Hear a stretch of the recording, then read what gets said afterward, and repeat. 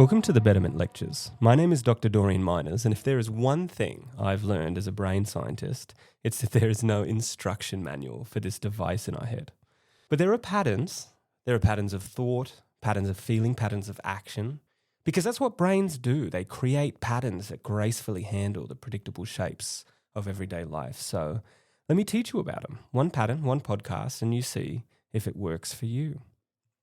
Now, today I want to talk about something that really occupied me during the COVID lockdowns in 2020, stuck in my little apartment studying brain science and really interested in the kinds of ways people were responding to the pandemic. I think I was really struck by some of the more bizarre ways people were responding to the already fairly extreme circumstances. You had lockdowns. I, as an Australian in the UK, couldn't make my way back to Australia. They weren't really letting us back into the country because they had such stringent lockdowns. And the response globally to that was alarming to some extent. The response to the vaccine was often alarming. The responses to the initial fears around the virus itself was alarming. And it reminded me a lot of this concept you learn in your undergrad psychology, this idea of shared madness, or Folie, deux, the madness of two. And I think they use this as a bit of a hook because it's not really how we think about it anymore, but the idea is that two otherwise normal people somehow go insane. One person suffers some sort of delusion or hallucination, and the other person ends up being sucked into it too, and they do these quite crazy things. And what struck me in the pandemic is how some of the features of that seem to have some uncomfortable similarity with some of the things we were seeing in people during the lockdowns. And when I was exploring the idea, both back then and when I dug up the articles and republished them, is this sort of uncomfortable conclusion that I don't think that shared madness is necessarily rare. And in fact, I think that we're all kind of vulnerable to the circumstances that lead people to catch it. So let's talk about it.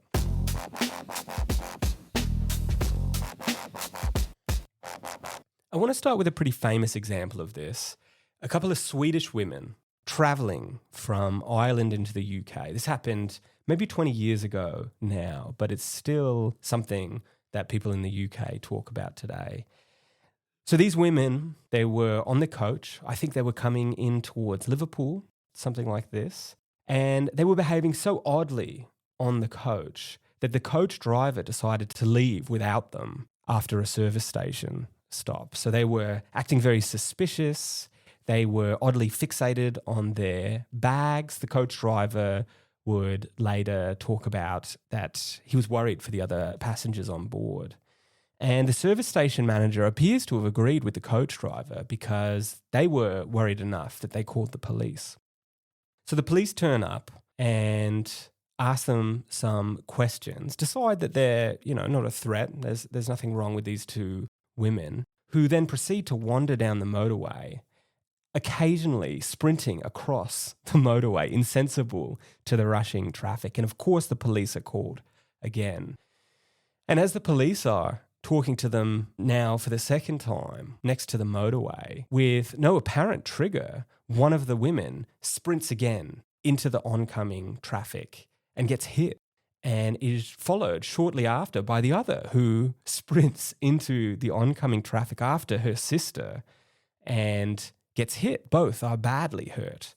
And at this point, when they are being loaded into ambulances to get them to the hospital, they're recorded saying some quite strange stuff. Things like, "I know you're not real." And one of them shouts that, they're going to steal your organs. Things like this. So fairly bizarre behavior. They end up in the hospital, and one of them recovers fast enough to be released that evening or the afternoon. The other one is being held for a little bit longer because her injuries are more severe.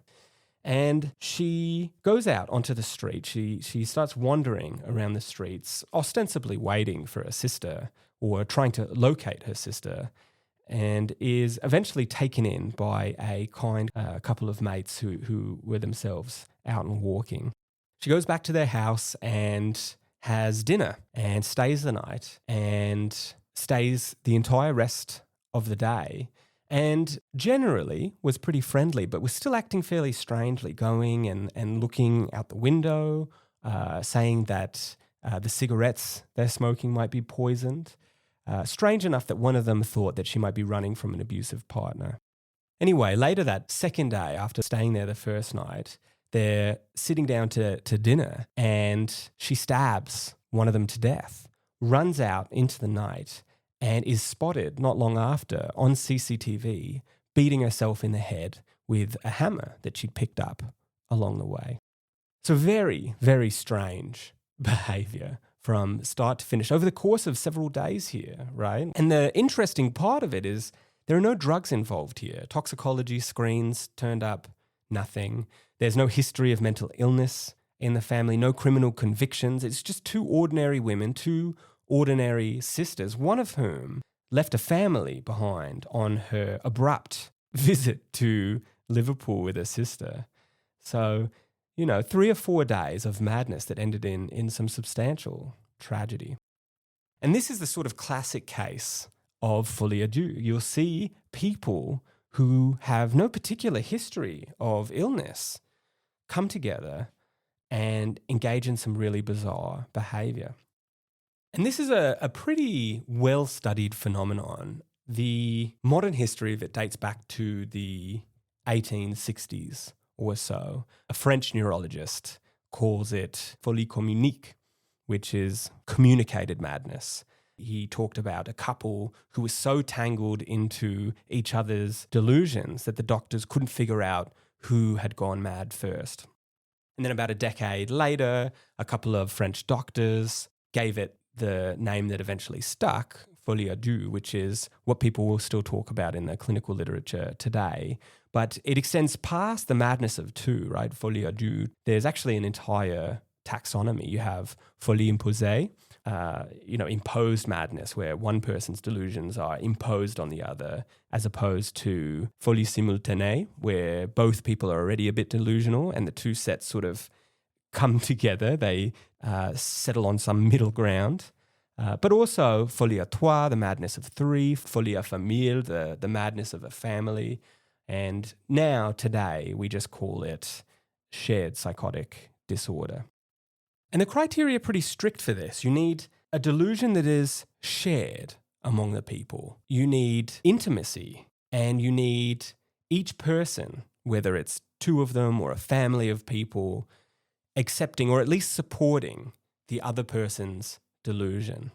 And I tell you all of this, not just to give you a little bit of background, but to make it clear that it seems like this very rare, quite bounded clinical curiosity, right? We don't hear about cases like the two Swedish sisters sprinting into cars on the highway very often. So you might imagine that this never happens. And whenever it does happen, it's not likely to happen to us, right?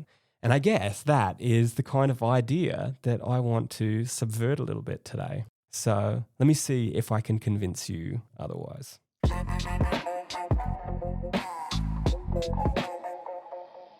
One of the things that should give us a little bit of a clue that this isn't a nicely bounded clinical phenomenon is the growth of the taxonomy, from the madness of two to the madness of three, imposed versus communicated madness, the madness of a family.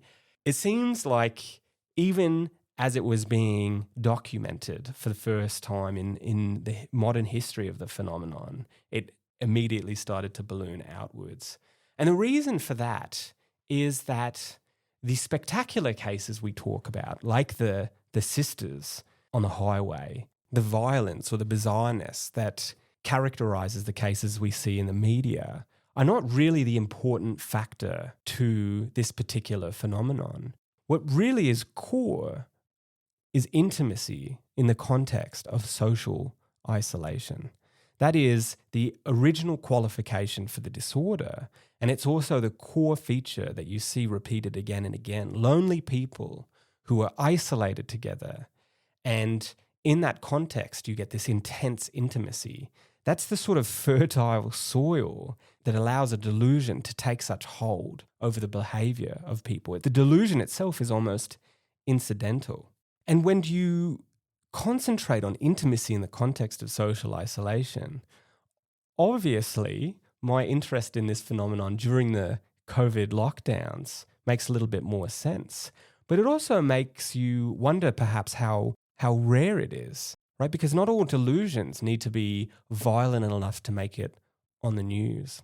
And that indeed seems to be the case. The academic literature itself admits that cases of folie, this sort of shared madness, is underdiagnosed. Clinicians have trouble discovering it because often only one half of the pair will turn up for treatment.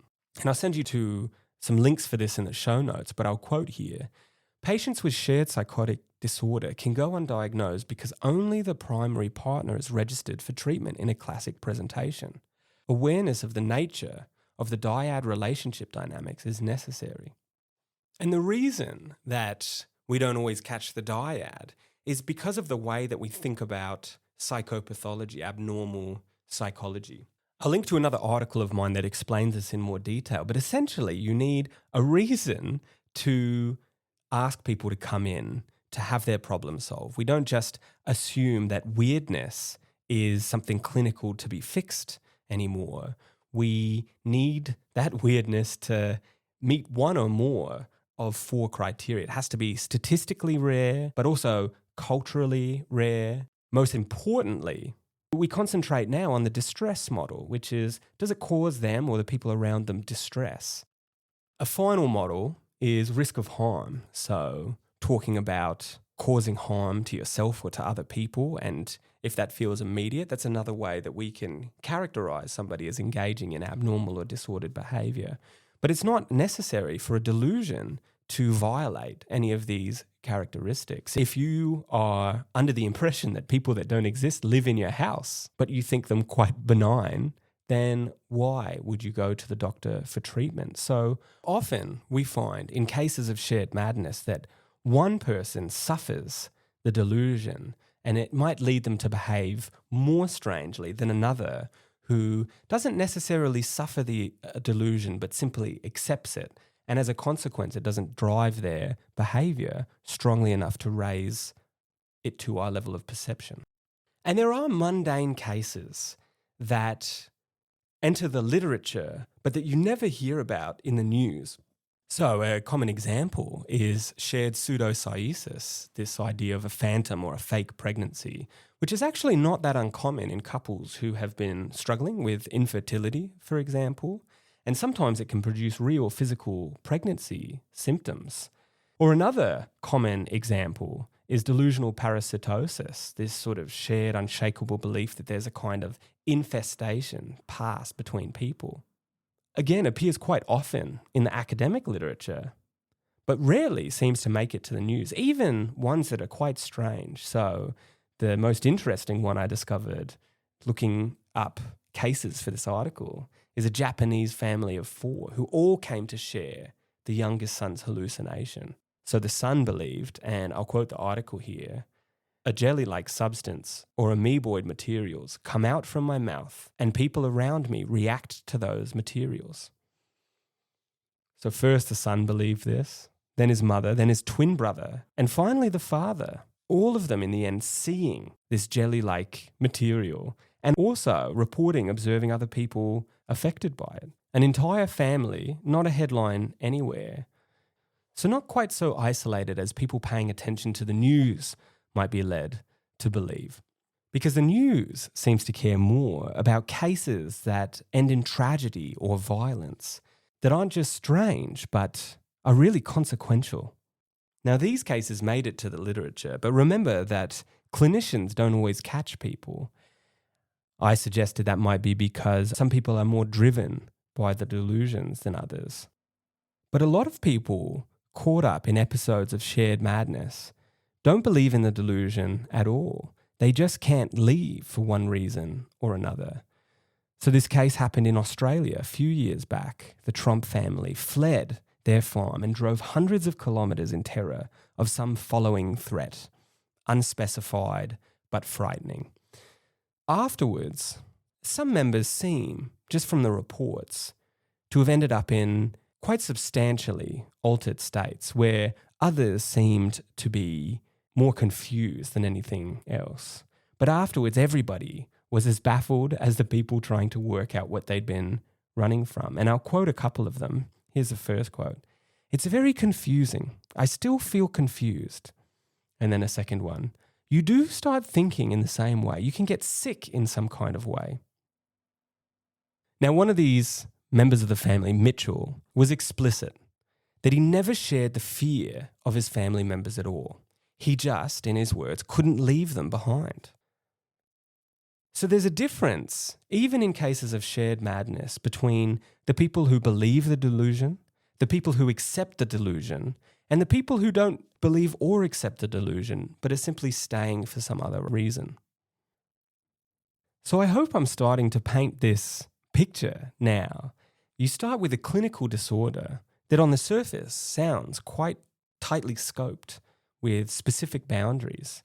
But just looking at the taxonomy's development itself shows you that quickly it started to balloon from a madness of 2 to a madness of 3, imposed versus communicated, folie à famille, the madness of a family like the Trump family in Australia. And then you look at the difference between the news presentations, which seem to concentrate on tragedy, violence, fear, against the clinical presentations, which never make it to the news, even though they're quite weird. And then the clinicians themselves articulating that they have trouble identifying cases because not everybody is going to present abnormally enough to be treated clinically. All that aside, not everybody is engaged in the delusion in the same way, from people who believe it, to people who simply accept it, to people who stay. Not because they believe or accept it, but because they can't leave these people behind for other reasons. Once you end up with a phenomenon that has such fuzzy edges, you start to wonder if cases that we characterize as other things might be examples of shared madness. And the example I use in the article that inspired this lecture is Theranos, the famous example of the failed unicorn Silicon Valley company. You had Elizabeth Holmes, who raised more than $700 million from venture capital, private investors, a valuation of around $9 billion, if I remember correctly, all to develop blood tests that could be performed rapidly, accurately, with tiny amounts of blood, using these fantastic, nifty little automated devices the company had developed. As it turned out, just a couple years later, all these claims were false. And it became a famous example of not just fraud, but Silicon Valley hubris, right? Investing in companies blindly and not worrying too much about what you're investing in. But what's interesting about this case is that there is another reading here of what happened. Elizabeth Holmes and her partner at the time, Sunny Balwani, shared what was well known to be an intensely intimate and enmeshed relationship. So much so that one of Holmes's defenses was that this was a case of abuse and coercion. What's interesting to me, though, is in an environment like this, where you don't just have the headline case, the fraud, the blind investment, you also have this sort of strangeness. A dog that Holmes pretended was a wolf was permitted to roam the sort of sterile halls of the company, defecating and urinating wherever it liked. Or reports of Holmes speaking in different voices. And whether those are substantiated or not, there was rampant paranoia within the organization itself. And one wonders if this is the exact kind of isolation plus intense intimacy required to produce shared madness, perhaps between Holmes and Balwani, but also a horde of people around them who didn't necessarily need to believe the delusions at the core, but had to stay because they couldn't necessarily leave. Add some textbook group polarization or risky shift, a well-known phenomenon where groups push themselves further than individuals might alone. And you have what could be a case of shared madness filed away as Silicon Valley hype. It doesn't read that way to us because tech elites being weird is already a frame that explains it well. And I guess that's my point, is that if there's a tidier pattern than shared madness available to us, we might not ever reach for the explanation of shared delusion. We miss it by having a better story. So let me conclude with another few examples that seem like they could be something like this, and some implications before I let you go.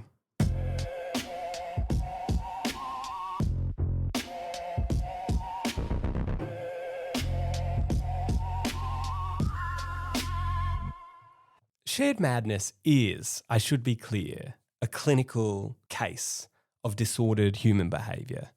My point here is that under the conditions that sit at the core of shared madness and how difficult it is to characterise it at its fuzzy edges, it seems like a lot more human behaviour might be attributable to that very dynamic than whatever frame is more convenient for us to ascribe to it.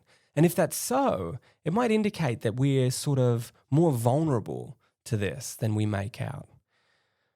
So for example, internet phenomena like gang stalking, where people believe that they are being stalked by individuals on the street in a coordinated fashion, or the phenomenon of morgellons, where people report that they or the people around them are suffering from these strange, fibrous, parasitic wounds, or many of the reported cases of mass psychogenic illness, right? Dancing, fevers, and this sort of thing.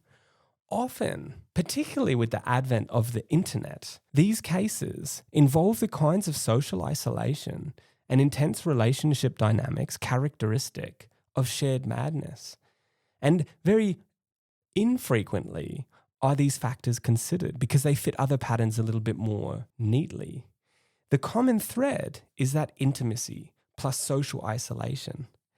And social isolation isn't a rare misfortune. It's one of the single biggest threats to human health that we face in the modern world, both mental and physical. And I'll link to an article on that in the show notes. If loneliness is endemic and we can generate intense closeness, not by the people we live with, but with the people online, then you've got the soil both in ordinary kitchens, but also in group chats and Discord servers.